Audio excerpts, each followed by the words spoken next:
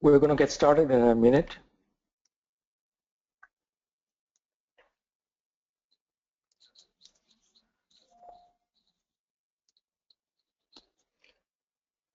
Please make sure that you can hear me well.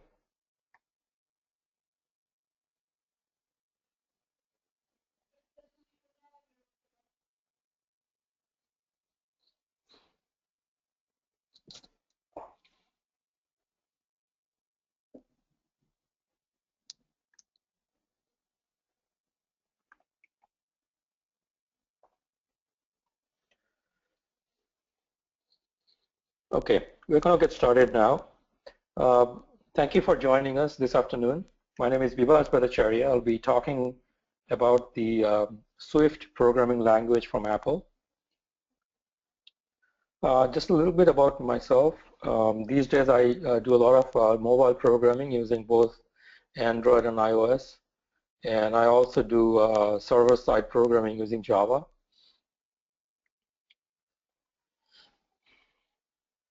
So during the presentation, feel free to ask questions through the chat board.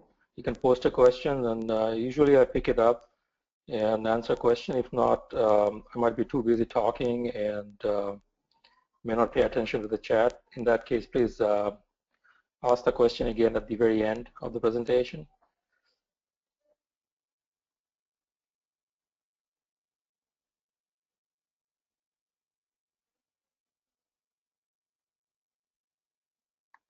Okay, so we're going to get started. The handout is posted on GoToWebinar. You should be able to download it. If you have any trouble downloading the presentation from GoToWebinar, let me know. Okay, so that sets the background, and we're going to get started now.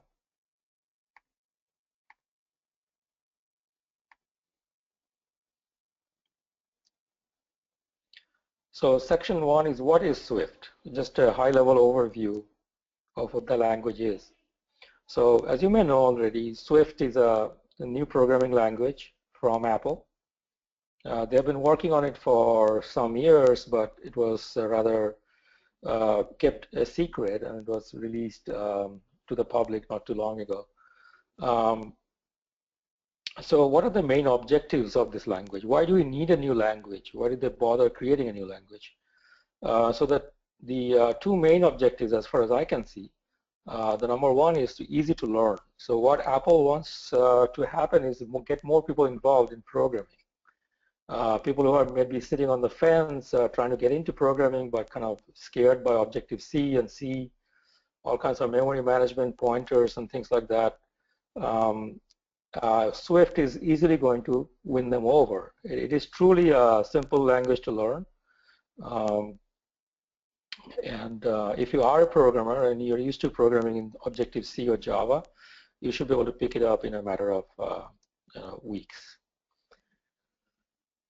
Okay, so the secondary objective is to, at the same time, while the programming language is easy to learn, it's not a high-level language in terms of performance. It's a fairly low-level language, and you should be expecting a performance similar to C++ and Objective-C. And there are some internals that make Swift technically faster than Objective-C. The way the object methods are called is faster, is more C++-like than the way Objective-C called object methods. So eventually we expect Swift to be faster than Objective-C, but keep in mind Objective-C compiler has matured over many decades. So there are a lot of smarts built into the compiler that make Objective-C still faster in most cases than Swift, but things are changing very rapidly. So customers often ask me, should I get started in Objective-C or Swift? I mean, it's a new app we are writing, what should we do? I mean, my answer 6 months ago was, keep using Objective-C. Not because there's inherently something wrong with the language, but the tooling wasn't quite there.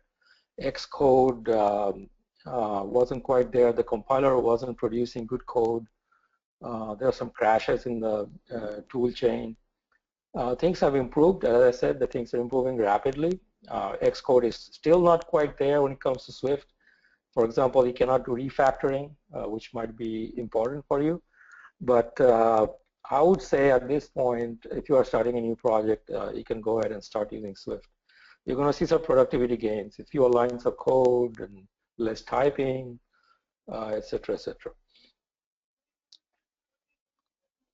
And I'm sure in about 6 more months, Apple is going to catch up and it'll be at par with Objective-C. So what's really interesting is that Apple is positioning Swift as a so-called system programming language. So what does system programming language mean? Is that it's a language that we use to write operating system modules or very low-level code. So today, if you look at iOS or Mac OS X, most of the code is written in C, and on top of that, we have Objective-C. So those are the two languages we see Apple using to write the operating systems. So the expectation at this point, based on what we are hearing from Apple, is that going forward, slowly Swift is going to replace Objective-C. Now that can take years to happen, like in terms of completely taking out all Objective-C code, of course. But we expect Apple to start writing all new modules for the operating system using Swift rather than Objective-C. Of course, C itself is going to be there. I don't think C is going to go away anytime soon, not at least from the Apple operating systems.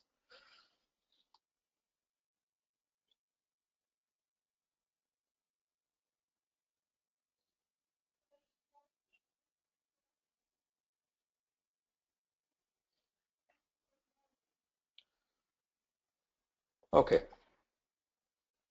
So a little bit more of a background. Swift is a fully compiled programming language like Objective-C. It's not like Java. There is no bytecode. You get straight machine language. It's also not interpreted language like Python. Okay, so it's like a fully compiled, like C++, like Objective-C. It's a fully compiled language. And this being currently available only in Apple, we have the LLVM compiler, which is Apple's compiler these days. LLVM compiler has been taught to compile Swift language as well, so that's the compiler we have. It keeps using reference counting for memory management, same as in Objective-C. So the memory management is rather simple, rudimentary reference counting based.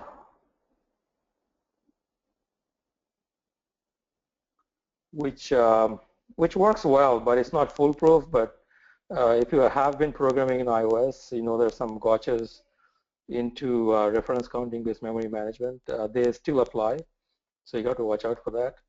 Other than that, it's simple and it's fast. There is no garbage collection, there is no pause and things like that. So right now, Apple has been rapidly making the language and the tool chain open source. It's still not fully open source. We are far from open source community contributing to the programming language. But the expectation is that it will become open source. But here is my editorial thought process at this point. Even if Apple makes the programming language open source, I don't see Swift ever becoming a operating system neutral universal language like C or Java. I expect Swift to become very much remain Apple thing, kind of like you have C# from Microsoft. C# is open source, has been in open source for a while. You can code in Linux using C#. The tool chains are fairly mature, but we don't quite see C# catching on outside of the Windows world. And I think the same thing is going to happen with Swift. It's going to remain a programming language primarily for iOS and OS X. And that's my thought process. It might change. Okay, so that's the background for the language. We're going to now pick and choose a few interesting topics. We don't, of course, have a lot of time here. So we're going to pick and choose a couple of cool, interesting topics and talk about it. And it's going to help you when you go back and try to learn the language. I'm sure it's going to help you learn it a little bit faster.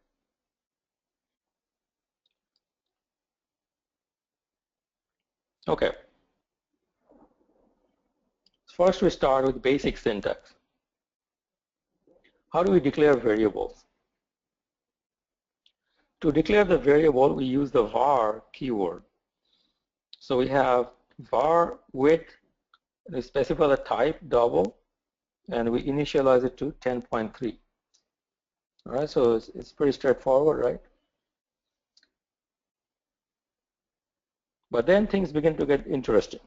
Like most modern languages that are created in last, say, 5 years, we are going to see a lot of type inference where you don't have to explicitly provide the type name, such as double here.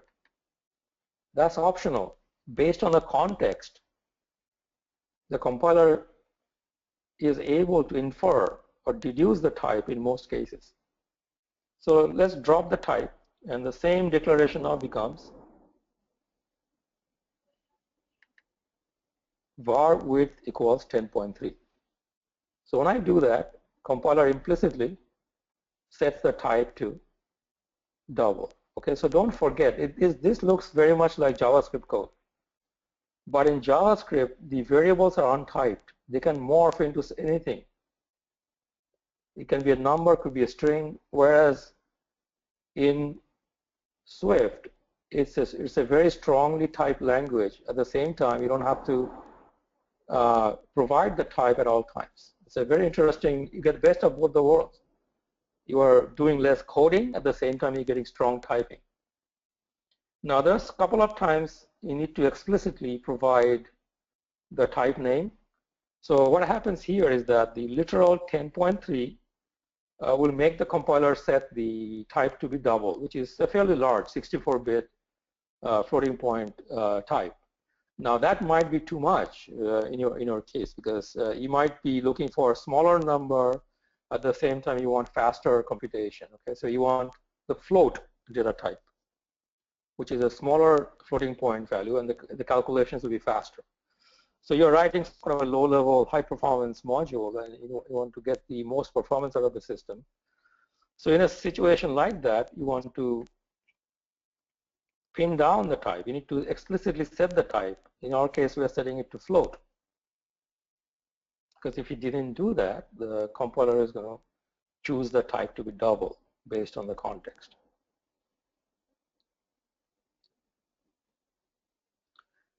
Another thing is that this semicolon is optional. So semicolon in C-based languages like Objective-C, C, C++ are mandatory to separate the statements. But once again, here we see a deliberate effort to make the programming language more simple. So semicolon is optional. This is similar to JavaScript, where semicolon is optional. And you don't have to provide that as long you separate the statements in by a new line. So here we break up the two statements using a new line, and it's perfectly okay. In some cases, though, semicolon becomes necessary. So I have a simple example here where we are having two statements in one line, and there we have to provide the semicolon to separate them out. Otherwise, you're going to get a compiler error. Now, as you are, if you are a C programmer or Objective-C programmer, you're used to typing in semicolons, so you're probably going to keep doing that without thinking about it, and that's perfectly okay. You know, it's forgivable, but eventually, probably you're going to stop using semicolons.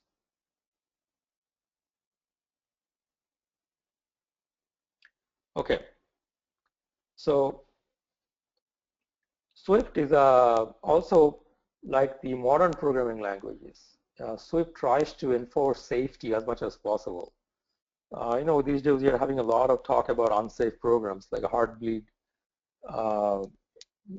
defect. It's a lot of defects that are coming up because the C programming language, or the older programming languages, did not enforce much of a safety. It was left up to developer discipline and skills. But we see that no matter how experienced a developer is, he could have years and years of experience coding in C. When you work on a large project, it's extremely difficult to make the code safe.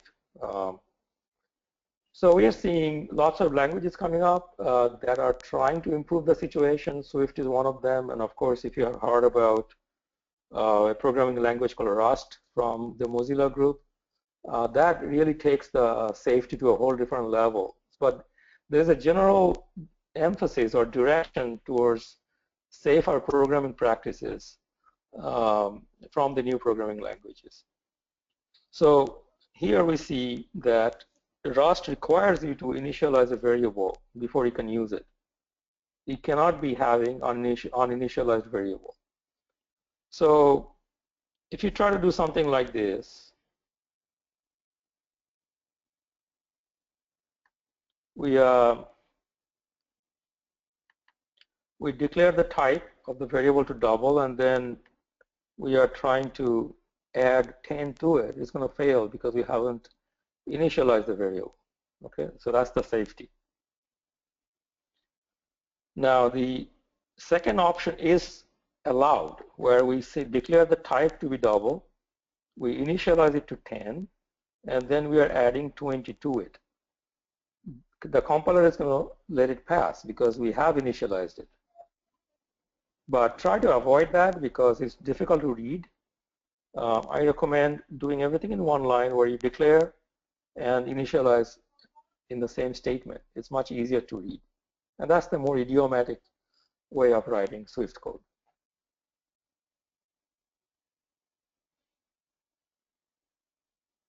Next, I would like to talk about strings. Strings are heavily used in most programming languages. And once again, there is a change that's happening in the modern programming languages. If you look at a little bit older languages like Java or Windows NT-based operating systems like Windows, anything Windows 8.1 or whatnot, they're all based on the Windows NT kernel. So and Objective-C falls into the same category there. What they did was they represented string as Unicode 16. And I'll talk about how they did it. So it was a very simple data structure of each character was a 16-bit number. So that basically covers the way Java does things, Objective-C does things, and the Windows NT-based kernel does things. And that worked well. It was a huge improvement to the situation back in the days. We're talking about mid-90s. And we could cover many of the main languages like Japanese, Chinese, English, European languages. We could handle that text input, display, and all that kind of stuff become a lot easier with Unicode 16-bit. However, that's not the full picture. 16-bit is not enough to cover all the symbols that we use. 16-bit is simply not enough. We need something different. So that's why you might have heard about UTF-8 come into the picture, where the mechanism is a bit different. It's a multi-byte. Each character might be represented by more than one byte. And there is a mechanism by which you can detect how many bytes a character has. It might be 1 byte, 2 bytes, 3 bytes, n number of bytes. But there is a mechanism that's built in to tell us the grouping of this character. We can tell whether the character is built using 4 bytes or 3 bytes and whatnot. So given that background, let's see how Swift does things. Okay, so Swift string type, the data type is string, same as in Java. And it is quite different from NS string from Objective-C. Okay, it's a different data type. They are not the same. So a string data type is a collection of character data types. Now that's pretty easy to understand. But what is a character data type? A character data type is a collection of one or more what we call Unicode scalar values. So Unicode scalar values, you can think of them as components of a character. They are not characters themselves, they make up a character. Okay, and they're also known as graphene cluster. It's a cluster or collection of scalar values. And the whole collection is called graphene cluster. So the character data type in Swift is basically a graphene cluster. So that sounds all very complicated, but it's not. Let's take a look at an example.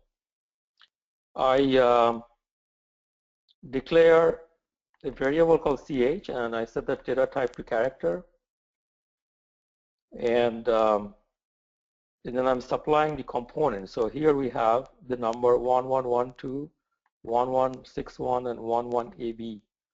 So each of these are Unicode scalar values. So 3 of them make up a graphene cluster, and you can see what it looks like in Korean. It's a Korean character.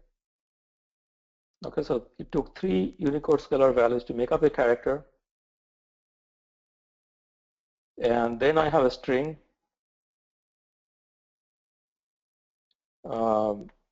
I create a string variable, and to that I append the character. So I'm appending a single character, but I'm basically adding 3 Unicode scalar values that make up the character. So with this approach, we can have unlimited number of languages and symbols represented through the string class. So that's more open-ended, that's more modern, and many of the modern programming languages are using this same technique. You might have noticed here, I would like to ask you, if this was a more interactive session, like I was teaching a class, I would ask you why it's necessary for me to specify the data type here. You know, we talked about compiler deducing the data type. Why did I have to specify the character data type here? The answer is that by default, when a compiler looks at this double-quoted string, it will treat that as a string, like we see for the second case. For the second case, I didn't have to provide the data type string. This implicitly assumed it's a string. But remember that for the first case, we want a character. So even though we are using double-quoted literal, we are getting a character. So the double-quoted literal can be used to construct a string as well as a character. But if you are creating a character, you have to specify the type.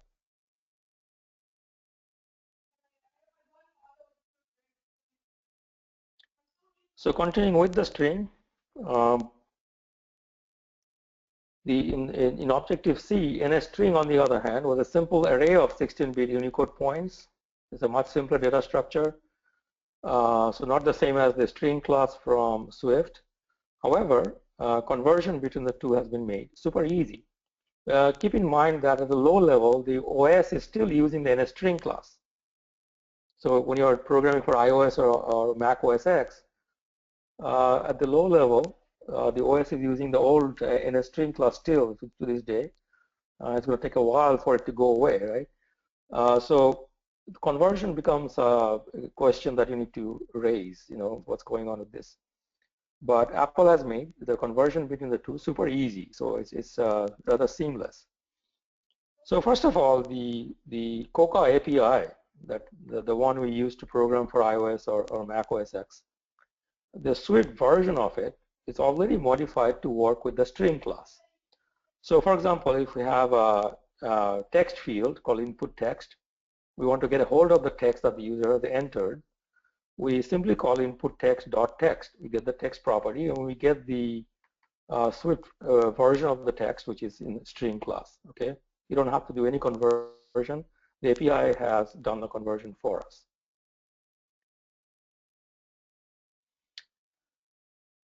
Conversion from NSString to string is automatic.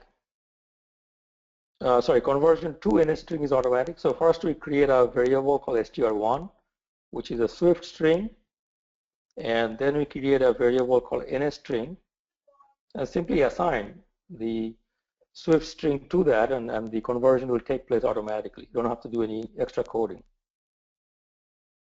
However, going from string to NSString requires casting.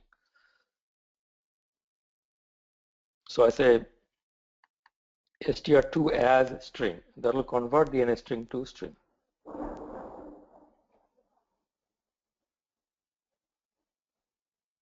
Okay, next we take a look at the collections. These are also heavily used. So specifically, we're going to look at array and dictionary. Swift also has a set collection type. So Swift has 3 collection types: array, dictionary, and set. We're just going to talk about the array and dictionary. Those are the 2 that are used heavily. So how does the array work? We have the data type, which is array, and the generic type T. So Swift has generics like C++ or Java, and it looks very much like Java here. So the array, and within the chevron, we have the T. T stands for any generic data type. It represents a dynamic array of element. Each element is of type T. So in Swift, array is strongly typed. So what that doesn't mean, let's see how strongly typed works, looking at an example. First, we create a variable called A, and it's initialized with an array of 2 elements, 10 and 20. So we didn't have to specify the type here, but I put it in there in the example so you get to know what the type looks like. So the type here is array of type int. And again, the type name is not necessary here. The compiler can easily figure out what the array is. Okay, so then we append a number 30 to it. It's perfectly legal, I can do that. But the moment I try to add 40.0, the 40.0 is not an integer, it's a floating point number, and compiler is going to give an error message. This will not compile. So that's how strongly typed it is.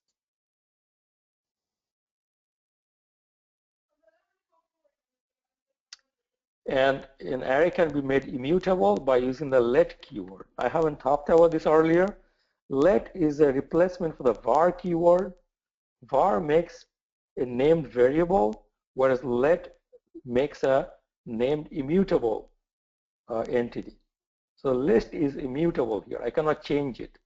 So I initialize list with an array of strings, 1, 2, and 3. And if I try to append to it, it will fail because list is immutable. And this way you can create any variable of any type that is immutable. All you have to do is use the keyword let instead of var. Iterating over the array is super simple. So here we have an array of A, which is an array of integers. Again, here we have dropped the type, it's inferred, and we simply do for val in A. So the val will be set to each element in the array. And so it's basically the for in syntax to iterate through the array. There is another way to iterate. You can, if you want the index as well as the value, all you have to do is create a tuple.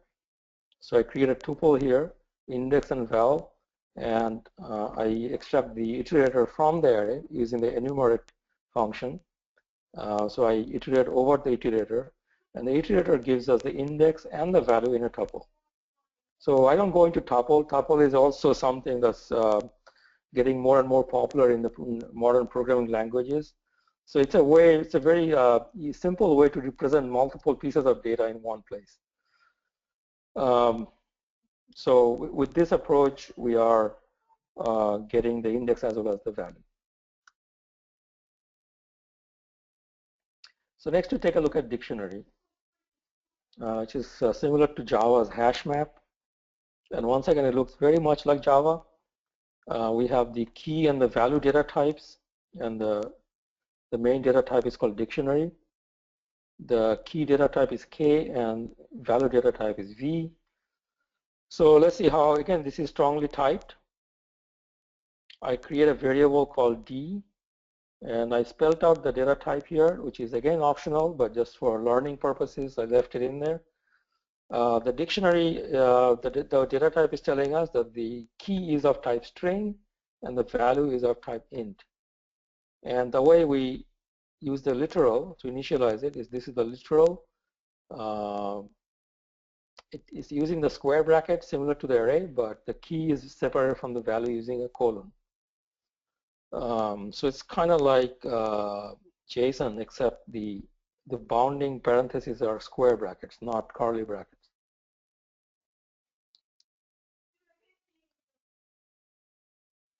So we can easily set the value using the index operator, the square bracket. We are adding a new value called 3. Because it's strongly typed and the value has to be integer, this operation fails at compile time. The compiler would not let this compile because 4.0 is not an integer; it's a double. And to get the value, again, we use the index operator on the right-hand side, and basically we are getting the value associated with the key 1.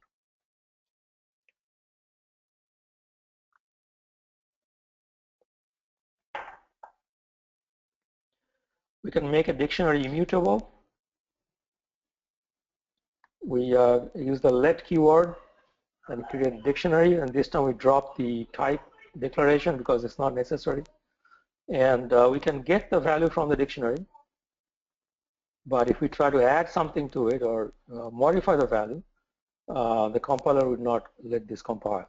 So all of this will be caught during the compilation time, and you would not be able to compile this code. How do we iterate over a dictionary? Is again, we use the for in keyword, and we get the each element is given to us using the key and value tuple. So we can basically iterate through it and get the key as well as the value.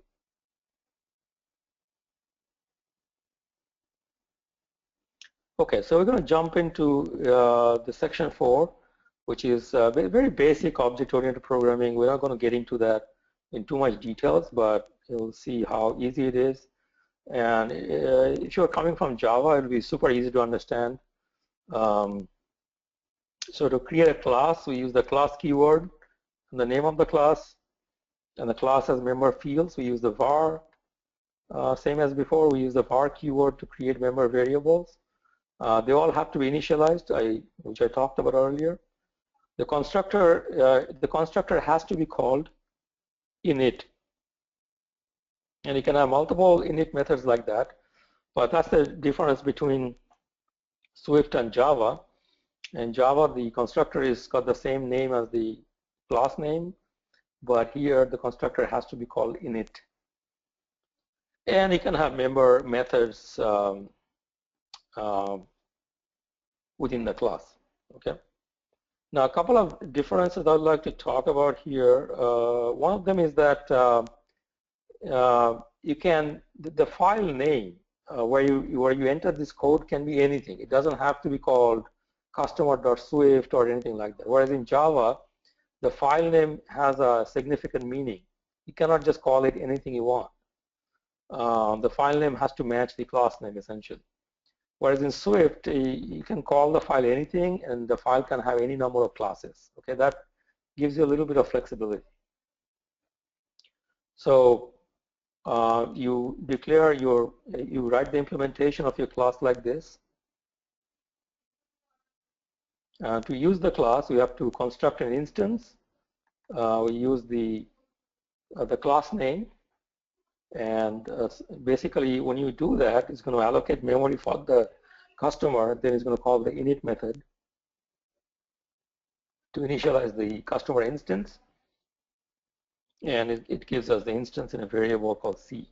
And after we get the variable, then we can access its fields. We can call member methods just like I would expect in any object-oriented programming language. Okay, so it's very much like C++ or Java in that respect. Okay, one last thing I would like to talk about today is the optional.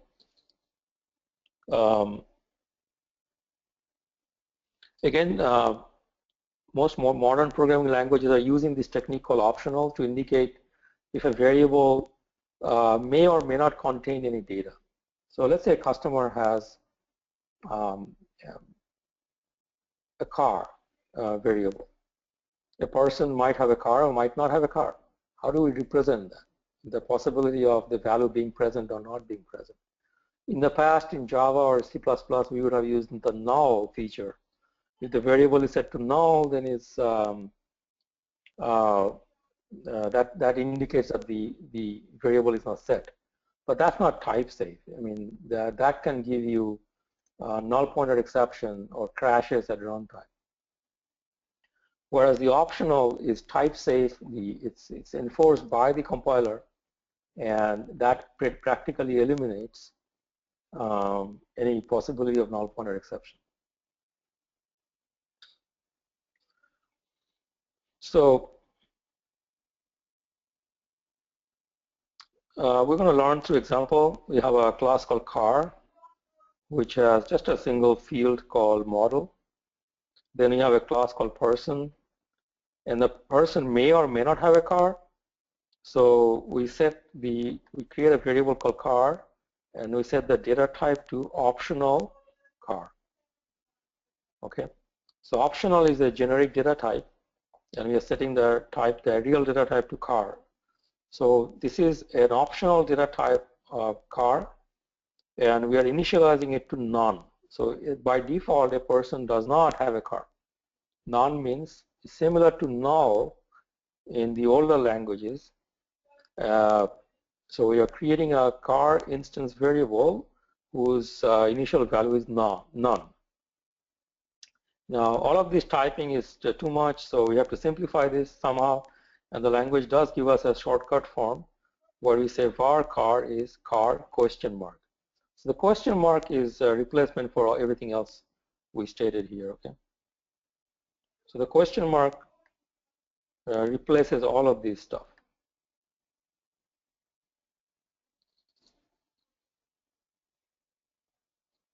You can use either one of them. So let's see how type safety works here. So we create a person variable here, okay? And we would like to print out the model of the car that the person owns. That's our objective here. So in older languages, you would have done something like this. Print model pcar.model, right? Person has a car has a model field, so we're going to do p.car.model. But if you try to do something like that, it's going to throw null pointer exception in Java, JavaScript, as well as possibly a crash in C++.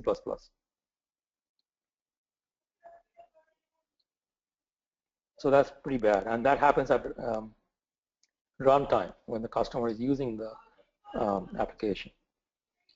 And here, statement like this simply would not compile. The compiler would not let you write code like this.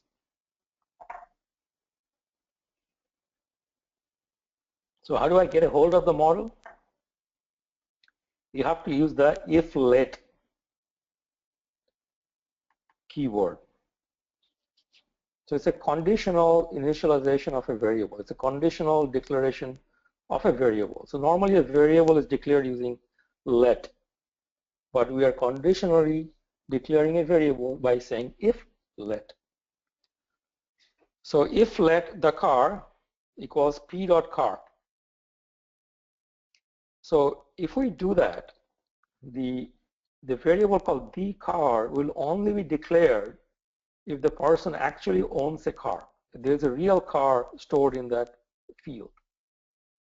Okay, so then we start a block, and within the block, the car variable is available, so I can print it out like this. And in the else block is executed when the person does not have a car, and here the variable the car is not defined. So it's a conditionally defining the variable. So in the else block, you cannot even use the variable the car and get into some kind of a trouble. Okay, so the compiler is, eliminating the possibility of any kind of a null pointer exception, as long as you keep using the optional data type. That's where it's another safety feature in the Swift programming language.